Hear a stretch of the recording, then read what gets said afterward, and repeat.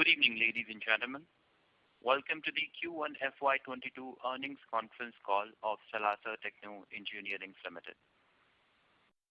As a reminder, all participants' lines will be in the listen-only mode, and there will be an opportunity for you to ask questions after the presentation concludes. Should you need assistance during the conference call, please signal an operator by pressing star, then 0 on your touch-tone phone. Please note that this conference is being recorded. I would now like to hand the conference over to Mr. Sumit Shah from Practo Capital for the opening remarks. Thank you, and over to you, sir. Thank you, Bilal. Good evening, everyone. This is Sumit Shah from Practo Capital. We represent Investor Relations for Salasar Techno Engineering Limited. On behalf of Salasar Techno Engineering Limited, I welcome you all to our Q1FY22 earning conference call. I have with me from the management Mr. Shashank Agarwal, Joint Managing Director, and Mr. Pramod Kala, Chief Financial Officer. We have a brief opening remark from the management, followed by a Q&A session. Please note that certain statements made during this call may be forward-looking in nature. Such forward-looking statements are subject to certain risks and uncertainties that could cause our actual results or projections to differ. The company will not be in any way responsible for any action taken based on such statements and undertakes no obligation to publicly update these forward-looking statements. I would now like to hand over the call to Mr. Shashank Agarwal for his opening remarks. Over to you, sir. Thank you, Sumit. Good evening, everyone, and welcome to our Q1 FY22 earnings conference call.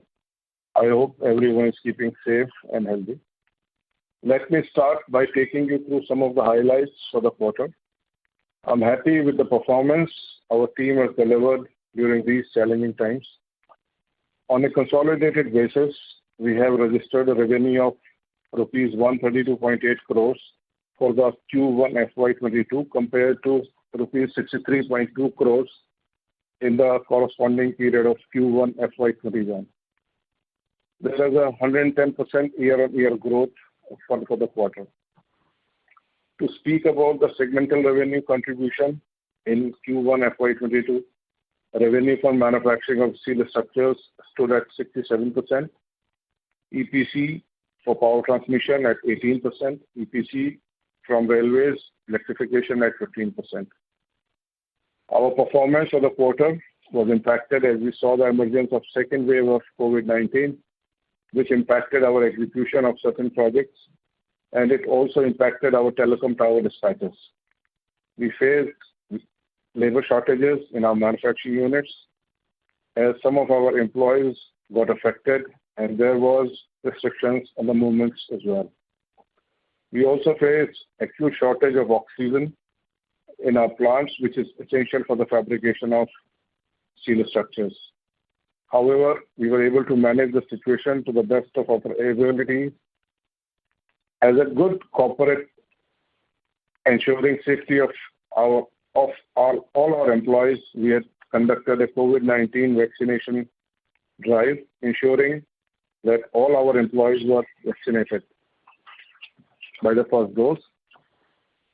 Second dose, of course, is on the annual. As soon as the timelines come, the second dose will also be vaccinated.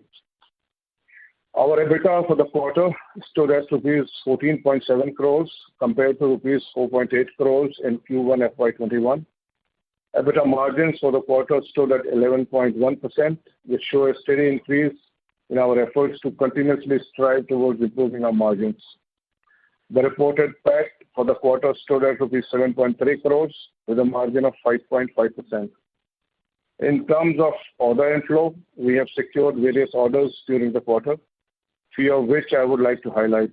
We secured orders from Rajasthan Rajya Vidyut Prasaran Nigam Limited for construction of transmission lines, along with the supply of all equipment and material for 220 kVA and 132 kV lines, worth rupees 27.45 and rupees 20.25 crores respectively.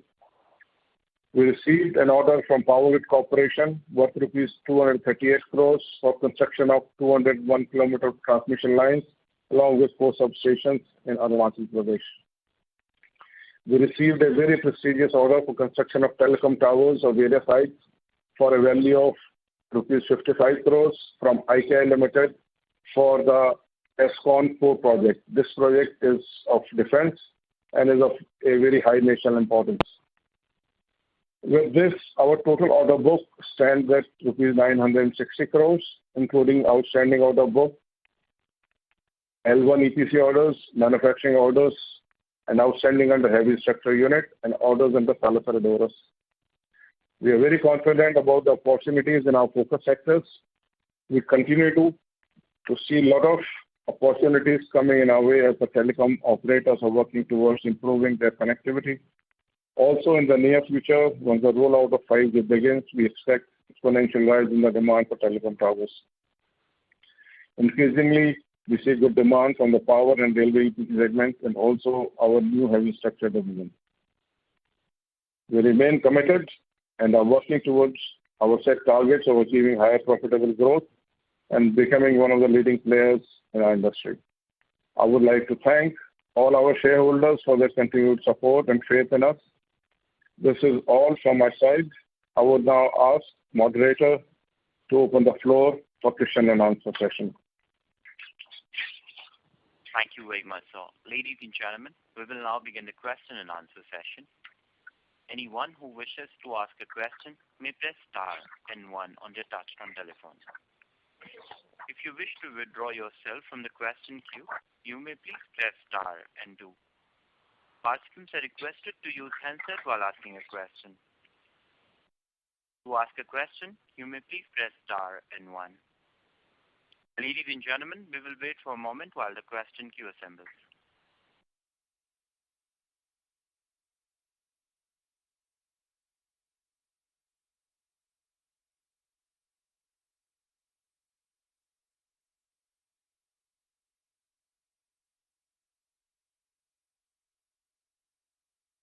Anyone who wishes to ask a question may please press star and 1.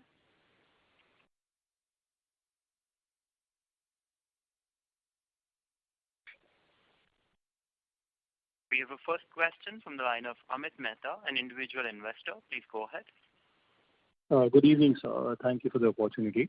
Basically, had a couple of questions, sir, on the telecom front. The first one is, once the 5G rollout starts, what is the demand that we foresee? And is the industry ready to undertake the kind of capex that will be required? See, the demand for 5G is going to be exponential, as I said.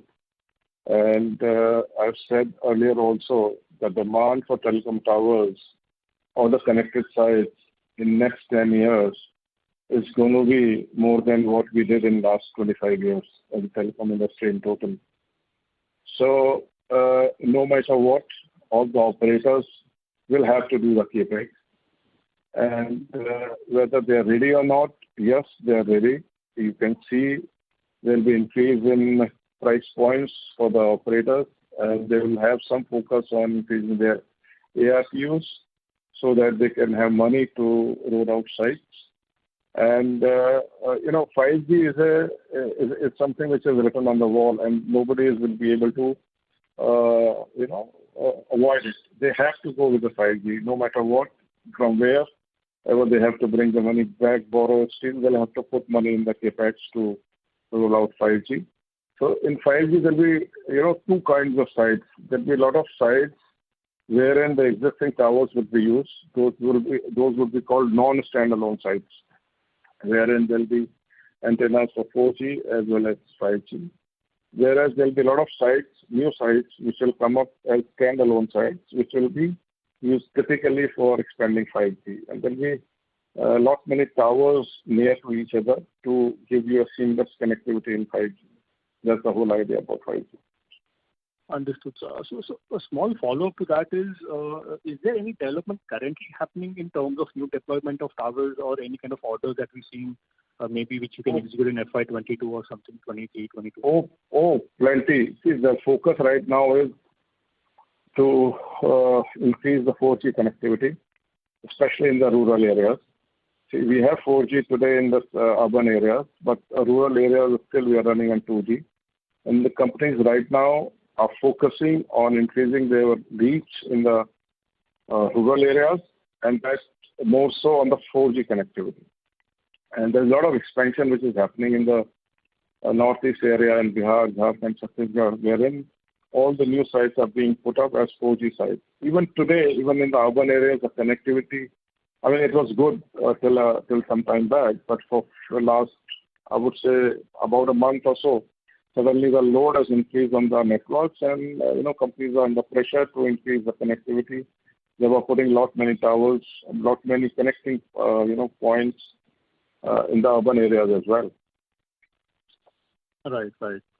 So one last question from my end is the EBITDA margins which we saw this quarter, they have grown significantly. So is it sustainable, and going forward, what is the benchmark figure or margins that we're looking at? Any benchmarks? See, this particular quarter, in fact, we had some exports which were at a better rate, and which actually contributed to better EBITDA margin. Plus, there were some orders from the telecom which we took at a good price, and we had some older stock in hand, which actually gave us better margins in terms of EBITDA. That is one of the main reasons for increasing the EBITDA margins this quarter. Well, I mean, typically our EBITDA margins have been in the range of 10.5 to 11%, and I don't see them going too much up or too much down. It must be in the similar kind of range. Got it, sir. Thank you so much, sir. Thank you so much. You're welcome. Thank you. Thank you very much. A reminder to the participant to ask a question. You may please press star and 1. The next question is from the line of Mansi Shah, an individual investor. Please go ahead. Good evening, sir. Thank you for the opportunity. My first question is, what was the capacity utilization for this quarter, and is the company planning on expanding its capacity? Okay, so this quarter we had a lockdown of almost 40-45 days, and then the plants stopped, working in around 15th of April, around 20th of April, and they were shut down till about end of May. So the capacity utilization has been very less. I would say almost 50% of what we would have been able to achieve if it was a normal, period. But even then, we did almost 11,000 tons. Almost 11,000 tons of production, and almost more than 10,000 tons of dispatches. Well, as far as the expansion is concerned, we are planning to put up a new galvanizing plant. That's on the anvil. The final decisions have to be taken. But that will happen towards the end of the year, mostly. Okay. The next question is, the current order book of the company is 960 crores.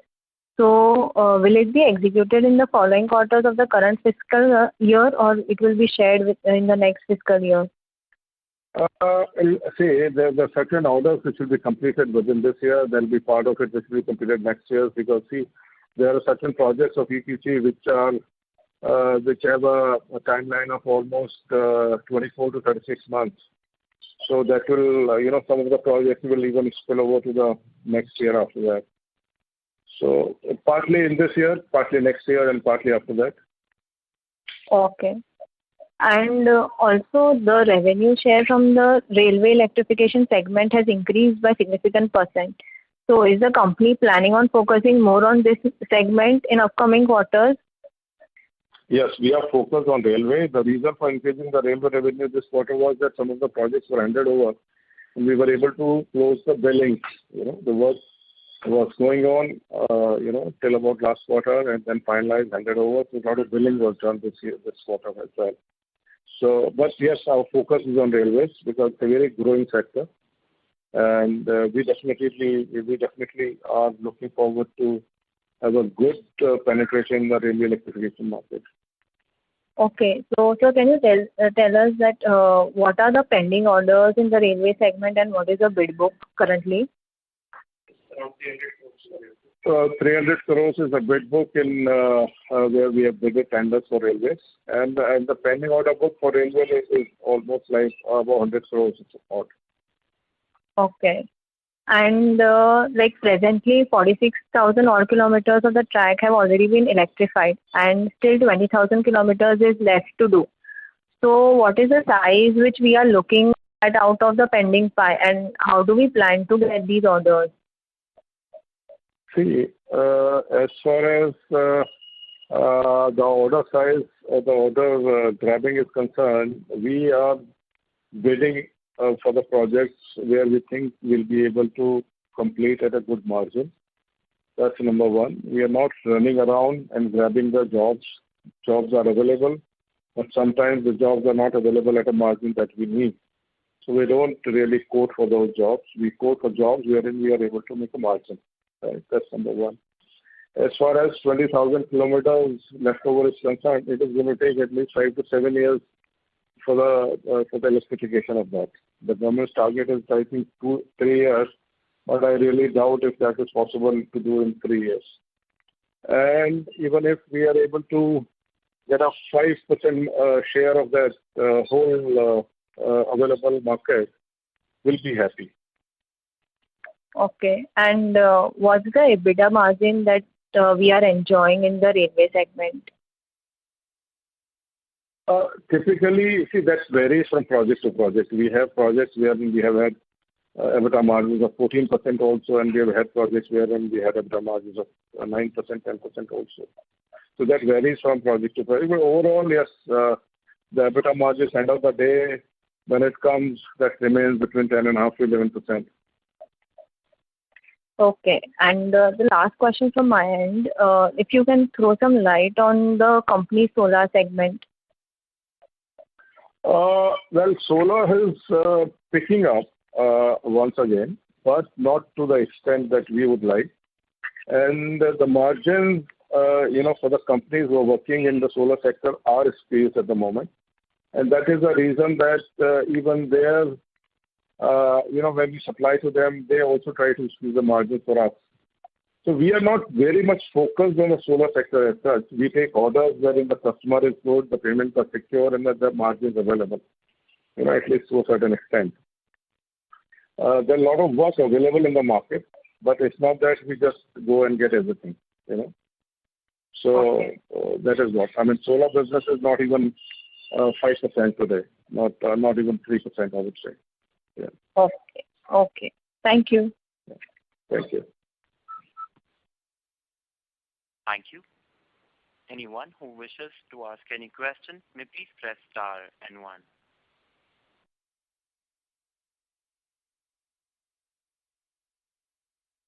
The next question is from the line of Muskan Chaudhary, an individual investor. Please go ahead. Yeah, hello. Can you hear me? Yeah, we can hear you. Sir, I would like for you to throw some light on the new manufacturing plant that became operational in this current quarter in April for the heavy steel sectors. If you could just let us know what is the expected maximum revenue from that segment, and what kind of margins can we look forward to? So this plant was ready for manufacturing in April. But when the lockdown happened, we could start the production only in the month of June. There was a total lockout. But even then, we were able to do a billing of almost 200 tons end of June of about, I think, 1.6 or 7 crores, if I remember correctly. And this quarter, we plan to do almost, I would say, around close to 1,500 tons. Minimum, or maybe more, in this quarter. And the target is to achieve 1,000 tons a month average, billing from that. And typically, if we are able to do 1,000 tons a month, that should give us a revenue of almost 90 to 95 crores per month. 9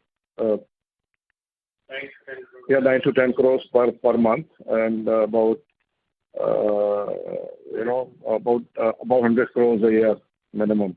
That is the kind of revenue.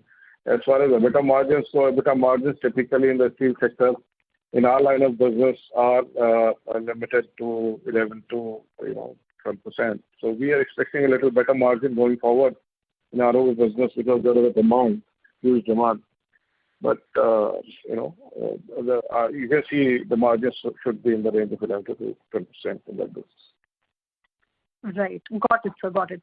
And in terms of, the process, would it be based on more of a bidding kind of structures, or would they be, open table offers? How would you go about taking on orders for this?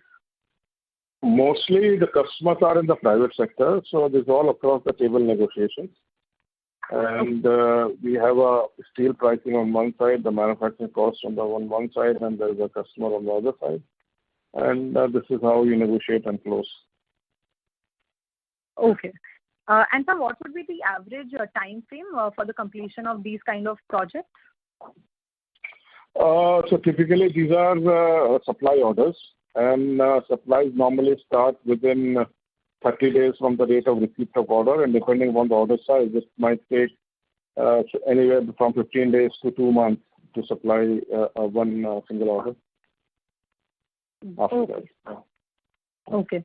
And sir, I mean, in this segment, once the current plant capacity is utilized, are there? I mean, this may be premature, but are there already plans to further expand capacity? Yes, we have something in mind. As soon as we are able to achieve our full capacity of 1,000 tons, we would definitely be looking to expand further capacity. Got it. Okay, I think that's very helpful, sir.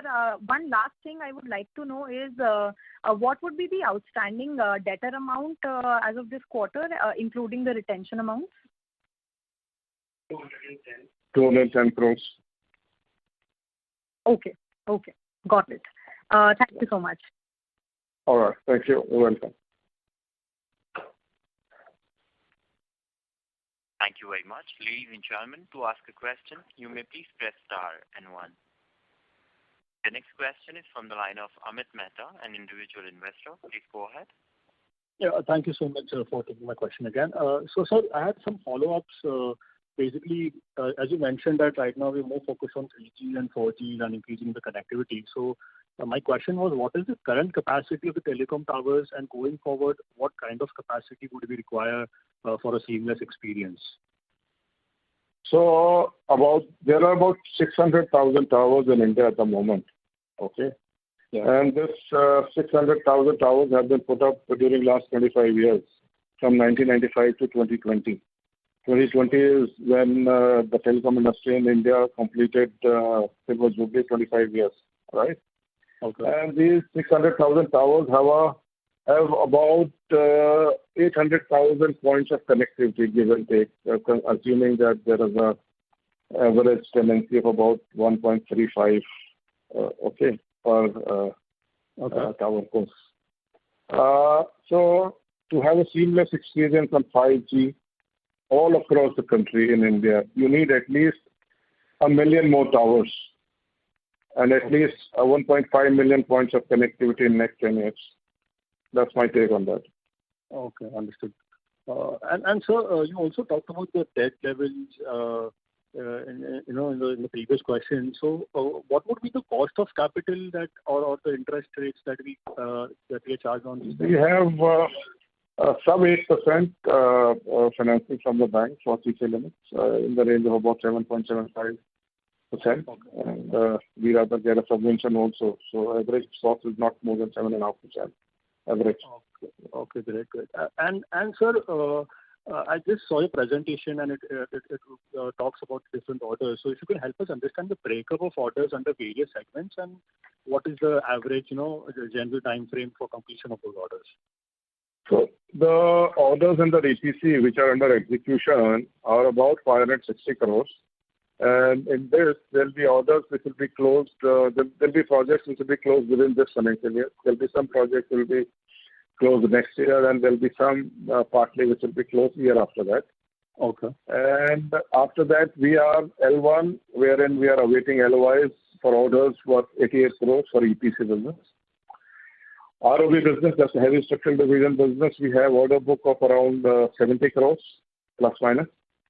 And we have metro railway work going on in our JV, our Salasar Dora, for about 250 crores, out of which almost 240 crores is balanced to be executed. Then we have telecom towers order book of almost 25 crores every month, which is an open order book. Then we have a pending order book of export of telecom towers of about 8 to 9 crores. Okay, sir. Understood. Very helpful, sir. So moving on to a couple of questions on transmission business that we have. So what are the pending orders in this segment and the bid book? What does it look like ending the first quarter of FY22? FY22 first, we have pending orders 490 crores out of 960. 560 crores. Yeah. 560 crores is under EPC, which includes railways as well as transmission. Out of which transmission would be close to about 400 crores, maybe about 460 crores, because about 100 crores is what is pending in the railway EPC. And this, as I said, will be completed partly this year, next year, and year after that. Understood. And so what is the time frame, to get an idea from bidding to project and awarded? Any kind of guidance that you can provide? So it varies again from, government entity to entity. Sometimes you are awarded L1 within 1 week, you get an LOI. Sometimes it takes a couple of months to get LOI. Sometimes it takes even 6 months. Understood. Varies. Last couple of questions, sir. Basically, I also wanted to understand if there is any progress made in the smart cities project, in that business. Smart city projects are going on, and the demand from smart cities is there, but not to the extent which was expected a few years back. There is a lot of noise around the smart cities rather than the work. We are supplying smart towers, smart poles to various smart city projects. But that is not, I would say, a substantial part of the revenue, because these are very small typical orders, wherein, not run-of-the-mill kind of a thing. Very specific. Yeah. So last question, sir, from my end, very premature to ask also, but if there is any kind of a short to 3 to 5 year vision for the company, wherein what kind of revenues or any kind of numbers that you can throw, numbers or margin that you can throw for us, sir? See, we plan to grow at least 15% year-on-year basis. That's the minimum target we have internally. So you can work out the numbers, Understood. Thank you so much. That's super helpful. Thank you so much, and wishing you all the best. Thank you. Thank you very much. A reminder to the participant, to ask a question, you may please press star and 1.